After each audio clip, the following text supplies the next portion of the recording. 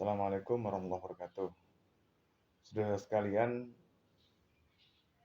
jumpa lagi dengan diskusi ringan, obrolan ringan dari saya, Ahmad Rozik. Barusan gitu ya, saya membaca dari media online bahwa pemilu ke depan itu menggunakan sistem hibrid. Itu diputuskan oleh MK, gitu kan ya. Mahkamah Konstitusi memutuskan bahwa pemilu ke depan, pemilu 2024 ini menggunakan sistem hibrid, di mana dalam sistem itu pemilihan presiden dan calon presiden itu langsung memilih orang kan begitu. Sedangkan untuk DPD, nah itu juga memilih orang. Adapun untuk wakil rakyat kita, DPR kita gitu kan, itu memilih partai. Nah, ini menjelaskan kepada kita ada beberapa hal yang menarik di sini gitu ya. Beberapa waktu yang lalu, ini saya mencoba menghubungkan beberapa waktu yang lalu ketika ada rapat dengar pendapat yang di dalamnya ada Prof. Mahfud MD, kemudian ada eh, Pak siapa Pak Budi Pacul ya, ya anggota DPR dari PDI Perjuangan. Nah, beliau menyatakan bahwa segala sesuatu, intinya kan begitu ya, segala sesuatu itu mudah saja untuk diputuskan, mudah saja untuk ditetapkan, asalkan ada perintah, asalkan ada persetujuan dari pimpinan partai politik. Artinya sebetulnya pimpinan partai politik punya kuasa yang nyaris mutlak terhadap keputusan politik anggota DPR. Nah, ini masyarakat mesti tahu. Ketika kita memilih siapapun, sesungguhnya yang menentukan pilihan, yang menentukan siapa yang menjadi ini, ketika masyarakat memilih calon siapapun yang dipilih, maka sesungguhnya apapun yang disuarakan oleh calon itu, oleh seorang anggota legislatif itu sangat ditentukan oleh perintah arahan dari pimpinan partai politik. Gitu. Nah, di pemilu hibrid ini mempertegas dan memperjelas bahwa sesungguhnya peran partai politik itu sangat strategis. Nah, disinilah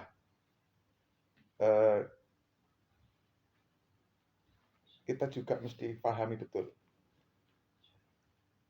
Ya, beberapa waktu yang lalu juga Prof. Yusril Iza Mahendra itu menegaskan bahwa, menjelaskan, mencerdaskan kepada kita bahwa partai politik itu punya ideologi, begitu. Nah, jadi seorang politisi itu mestinya juga punya ideologi terkait partai politiknya, begitu. Nah, itu juga menentukan ruh perjuangannya kayak gimana. Kita sebagai masyarakat pemilih nantinya itu kan semua punya satu suara. Nah, tentukanlah pilihan kita itu betul-betul berdasarkan partai yang hendak kita pilih. Artinya partai itu betul-betul mampu mewakili aspirasi kita. Saran saya sih, jangan memilih karena money politik. Kalau bisa, ya jangan bisa dibelilah suara itu.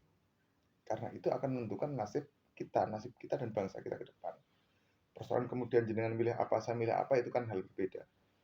Nanti masing-masing pilihan kita itu kan akan digodok lagi, kemudian ya di partai tersebut dan juga diputuskan di DPR nantinya.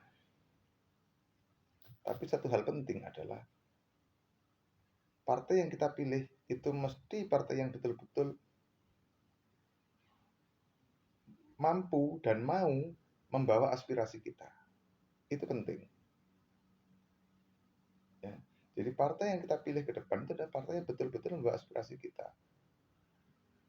Saudara sekalian, ingat, hati-hati agar kita tidak terjebak kepada vote getter.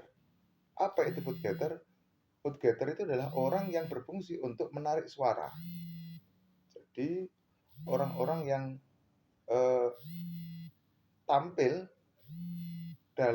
sebagai calon anggota legislatif yang fungsinya hanya vote getter, menarik suara saja. Nah, itu mesti dilihat. Boleh saja itu, sah-sah saja. Cuman bagi kita sebagai pemilih, itu kan mesti cerdas melihat.